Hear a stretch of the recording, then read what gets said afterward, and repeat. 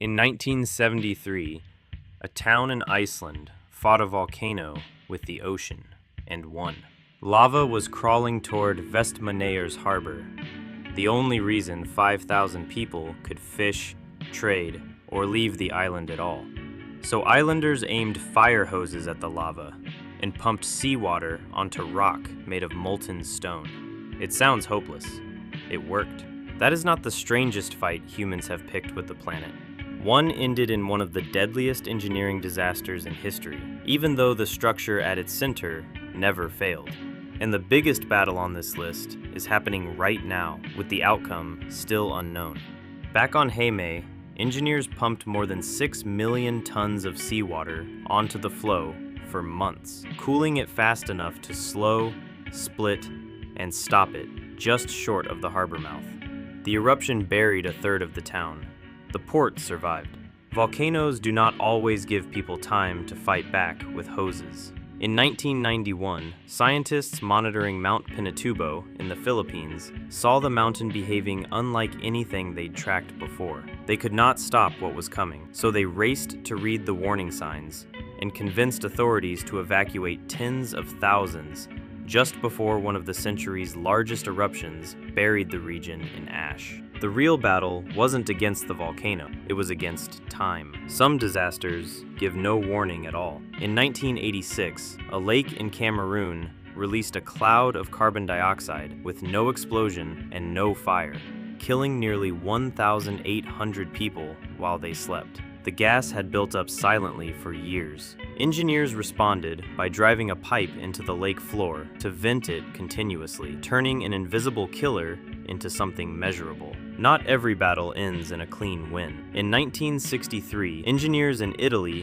built one of the tallest dams in the world beneath a mountainside they had misjudged. Over 260 million cubic meters of rock slid into the reservoir in under a minute, launching a wave that leapt clean over the dam. Almost 2,000 people died below. The dam itself never broke, a monument not to failed concrete, but to a fight humans didn't know they were in until it was already lost. Some fights against geography never end, they just get managed. Year after year. The Mississippi River has wanted to abandon its own path for a shorter route since the 1950s, which would strand New Orleans without a working river. So the Army Corps built a control structure to physically hold the river to its channel, forcing a 70-30 split with the route it would rather take. Panama's canal builders faced a mountain range instead of a river, clearing landslide after landslide from the same stretch of rock for years just to keep the channel open between two oceans. In Alaska, engineers building an 800-mile pipeline had to outsmart permafrost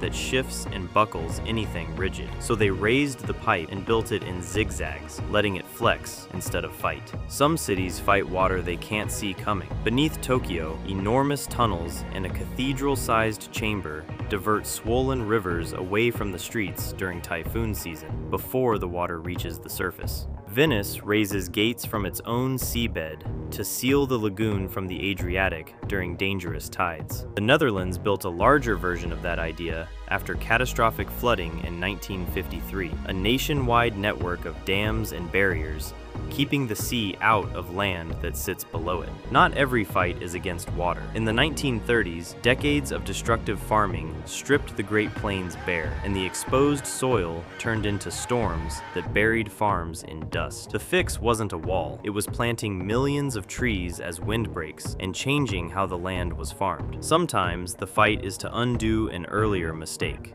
Soviet engineers drained the rivers feeding the Aral Sea until it nearly vanished. Decades later, Kazakhstan built a single dam to hold back what water remained in its northern half, and within months, levels rose, fish returned, and a Dead Sea began coming back. China is still trying to hold back an entire desert, planting vegetation and sand barriers around the Taklamakan to stop it swallowing farmland and towns. And after the 2011 tsunami overwhelmed Japan's land's coastal defenses, towns rebuilt behind taller seawalls or simply moved uphill. Every one of those was a fight for land people could still stand on. The Maldives may lose that fight without ever losing a single battle. The country sits barely 1.5 meters above the sea on average, and no wall is tall enough to stop the ocean around a nation shaped like this. So they aren't building walls, they're building new land, raising an artificial island called Huhumale over 2 meters above the water, higher than anywhere else in the country, and moving people there before the choice is made for them.